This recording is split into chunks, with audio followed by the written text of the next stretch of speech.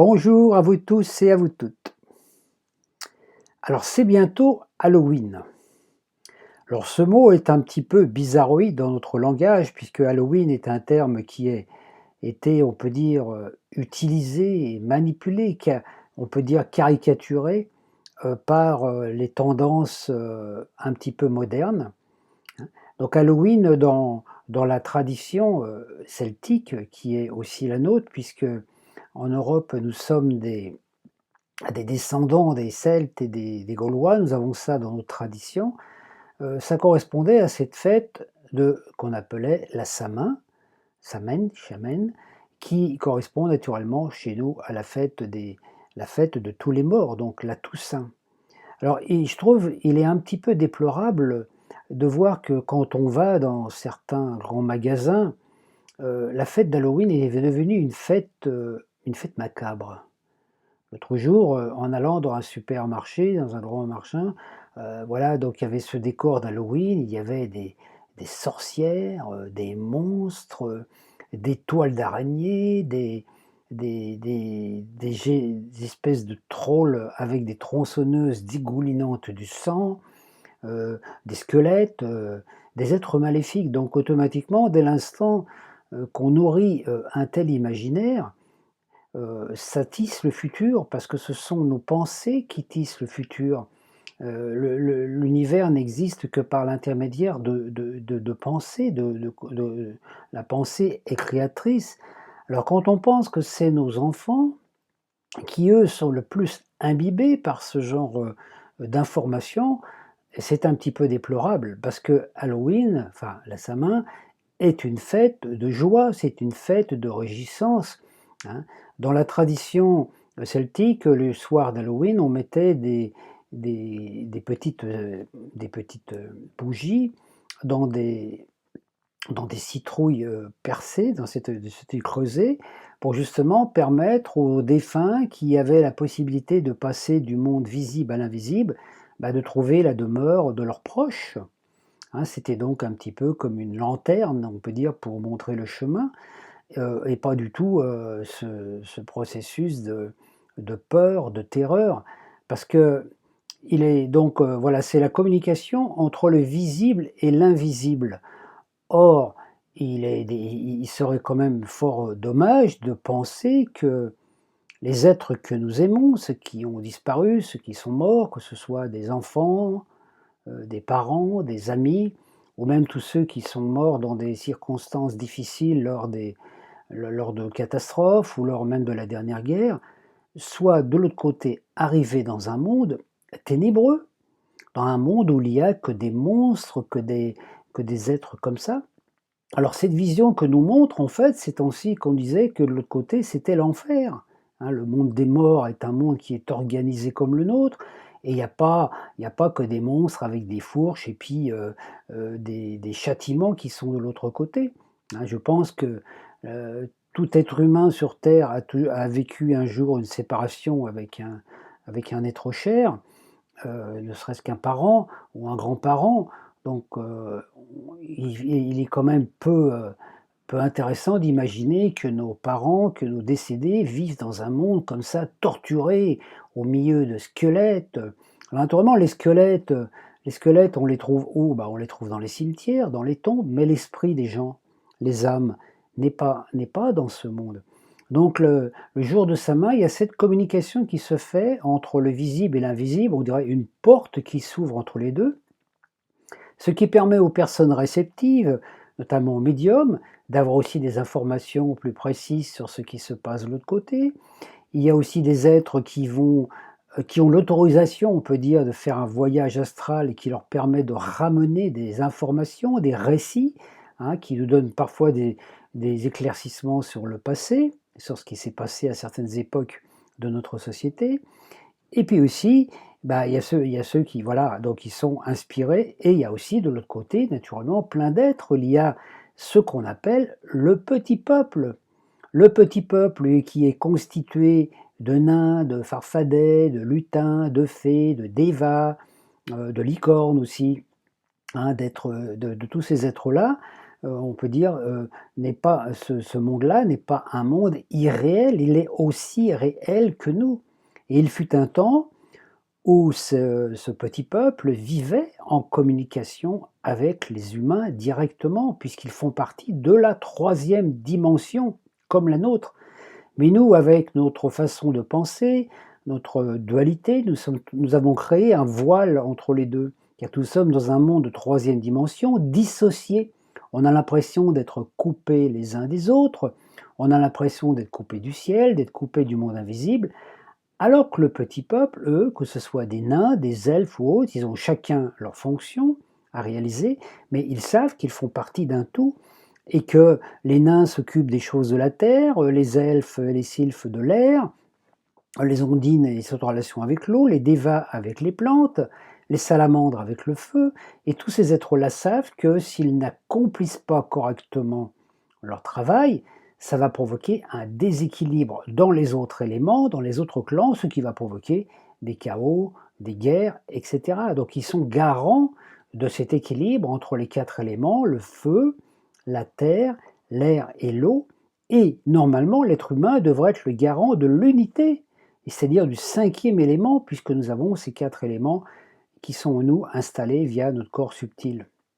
Donc quand on voit les animaux mythiques, par exemple aussi, comme les licornes, hein, la licorne est un symbole alchimique, mais les licornes ont existé à une certaine époque. On retrouve des textes où au Moyen Âge, on voit des gens, des chasseurs qui chassaient ce qu'ils appelaient à l'époque l'unicorne, hein, qui a été transformé en licorne, l'unicorne, hein, qui ressemble un peu aussi à ces animaux marins qui ont une seule corne, hein, je crois que ça s'appelle les narvals, je crois, c'est ça, voilà, ou les espadons.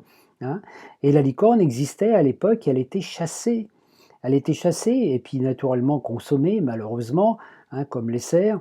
Et on utilisait la poudre de corne de licorne comme antipoison, parce qu'au Moyen Âge, il était fort habituel dans les grandes soirées, on peut dire des seigneurs, de mettre un petit peu de poison dans la coupe de ceux qu'on voulait éliminer. Et le fait de consommer de la poudre de licorne protégeait.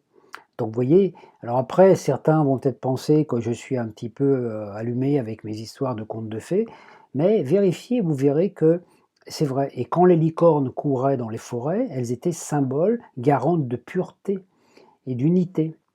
Donc les licornes ont été chassées, ont été tuées et se sont réfugiées naturellement aussi dans le monde invisible. Elles existent donc sous forme, on peut dire pour nous, d'esprit, mais elles sont bien présentes. D'abord, c'est en regardant une corde de licorne, hein, vous voyez, c'était des cordes très longues, hein, qui faisaient, parfois de 1,50 m, 2 mètres de long, qu'il y a eu cette idée qui a fait qu'ensuite on a créé ce qu'on appelait ces joutes médiévales où, les chevaliers avaient une espèce de grande hampe qui ressemblait justement à une corne de licorne, car la licorne est un animal qui se défendait et quand on l'attaquait, elle avait la capacité de transpercer son adversaire avec sa corne qui était aussi solide que les cornes, que les défenses d'éléphants, en ivoire, hein.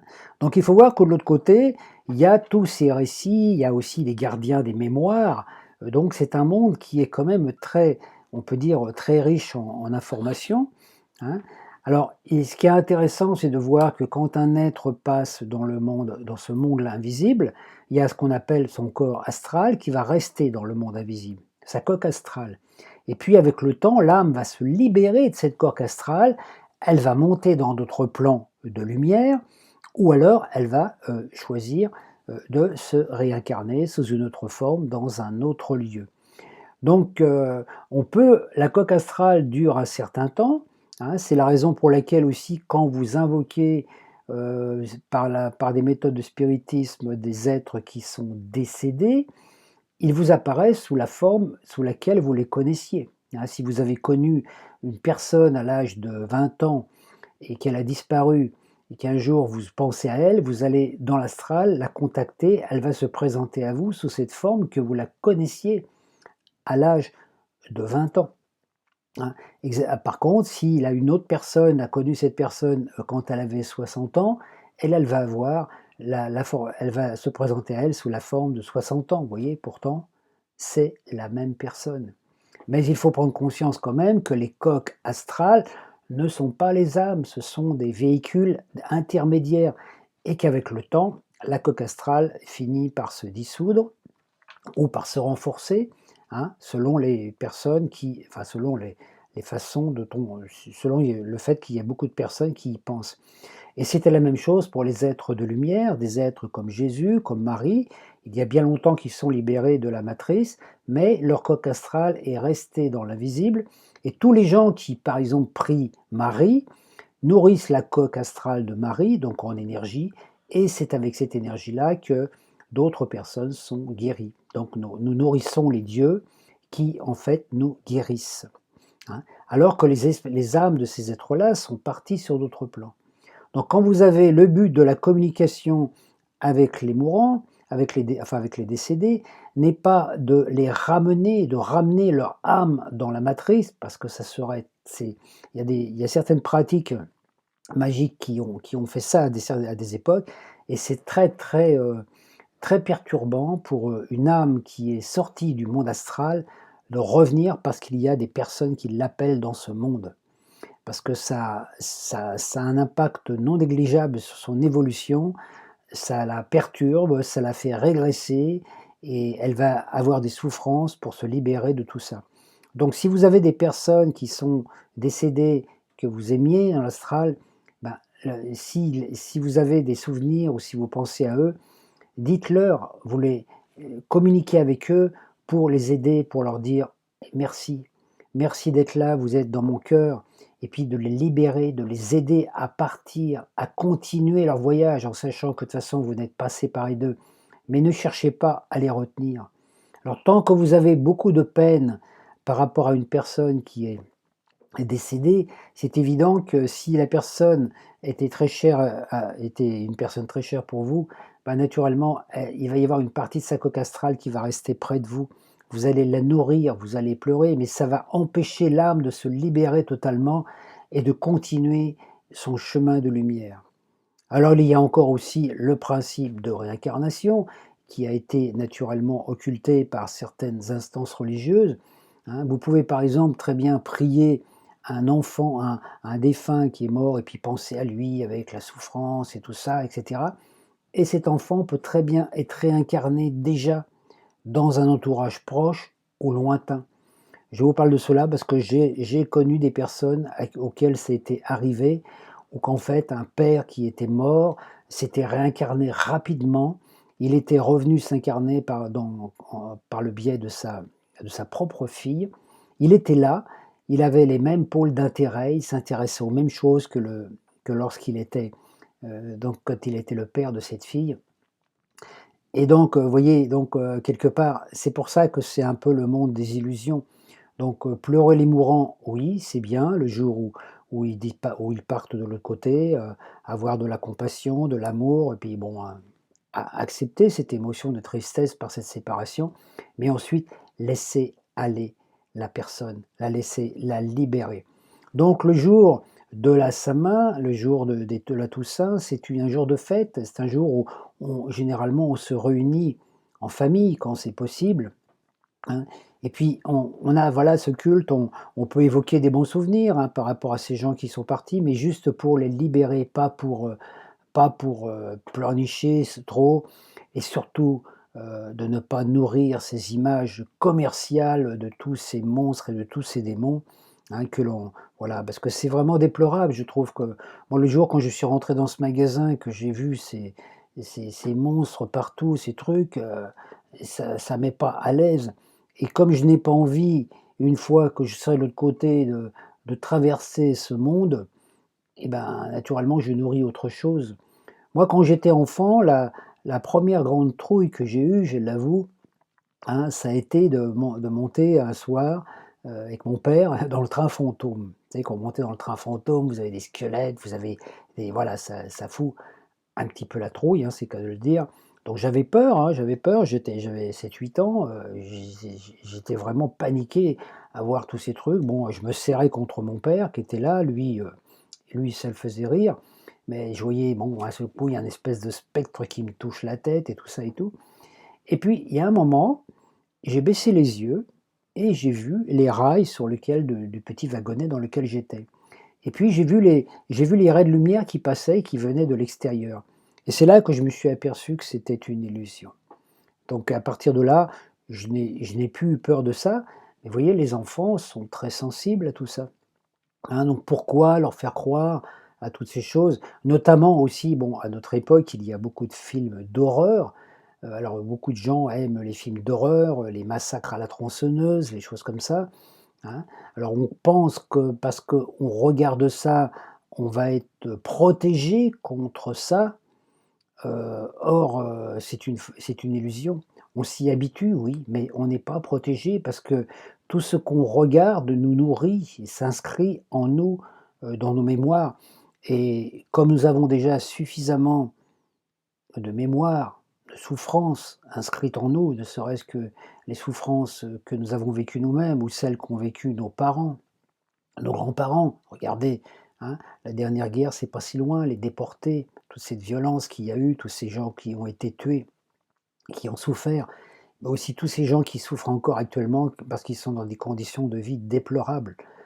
Donc je pense que, voilà, je voulais partager ça avec vous parce que enfin, comment je veux dire? J'ai envie de dire, ben, le jour, si vous voulez vous déguiser, ou enfin vous costumer pour fêter ce moment, bah, mettez des bons costumes, habillez vos enfants, en princesse, en licorne, en magicienne, en magicien, hein, peut-être en Harry Potter, en Gandalf, en choses comme ça. Mais évitez de le faire avec des monstres parce que ça nourrit quand même l'âme.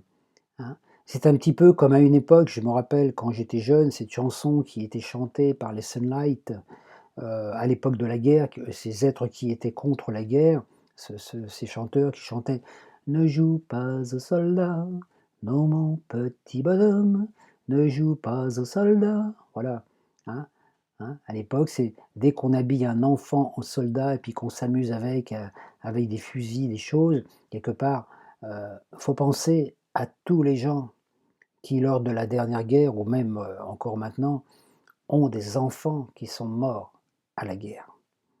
Donc voilà, c'est pas j'ai pas fait cette vidéo pour plomber l'ambiance, mais simplement pour dire, bah, voilà, on peut s'amuser, on peut prendre du bon plaisir, on peut fêter ces retrouvailles avec ces êtres de l'autre côté, hein, comme s'ils étaient là, présents ce jour-là avec nous, mais dans la joie et la réjouissance, et puis, chasser tous ces démons. Parce que je pense que si vous voulez à votre époque, à cette époque, voir des choses terribles, des choses démoniaques, des choses, bah, allumez le journal de 20 heures si vous voulez avoir peur.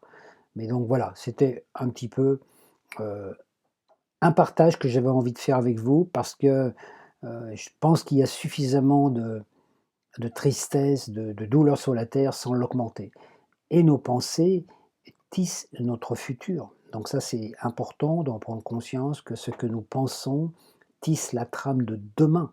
Donc si nous nourrissons ces formes pensées quand nous sommes dans ce monde, quand nous passerons dans l'autre monde, nous serons dans le monde que nous avons tissé par nos pensées d'aujourd'hui. Alors c'est sûr qu'il y aura, bah, des êtres qui ne sont pas terribles. Donc voilà, voilà, je voulais partager ça avec vous aujourd'hui. Je vous souhaite une très bonne journée et je vous dis à très bientôt pour d'autres sujets.